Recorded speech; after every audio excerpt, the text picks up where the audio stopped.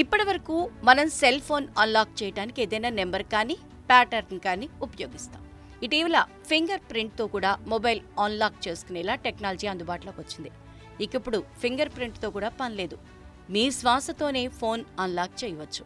సాధారణంగా వేలు ముద్రలు, కంటిపాప ప్రతి మనిషికి వేరువేరుగా ఉంటాయి. దాని ఆధారంగా ఇప్పటికే అనేక పరిజ్ఞానాలు అందుబాటులోకి వచ్చాయి. మద్రాస్ ఐఐటిలో పరిశోధక విద్యార్థి ముఖేష్ ఈ టెక్నాలజీని అభివృద్ధి చేస్తున్నారు.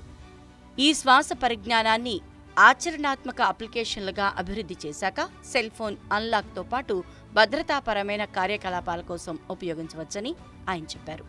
ఈ సాంకేతికత వైద్య రంగంలోనూ ఉపయోగపడుతుందన్నారు. ఒక వ్యక్తి ఊపిరి వదిలేటప్పుడు శ్వాసకోశ ద్వారా ఊపిరితిత్తుల నుంచి గాలి బయటకు వస్తుంది. ప్రతి మనిషికి ఆ శ్వాసకోశలో తేడా ఉంటుంది. దీంతో గాలి వేగంలో హెచ్చుతగ్గులు ఉంటాయి.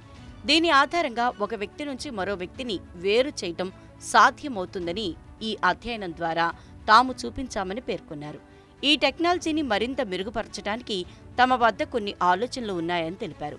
ఈ సాంకేతికతను వాడటానికి మానవుడు జీవించి ఉండటం చాలా అవసరమని, ఇది మనుగడకు రుజువుగానూ ఉపయోగపడుతుందని వివరించారు.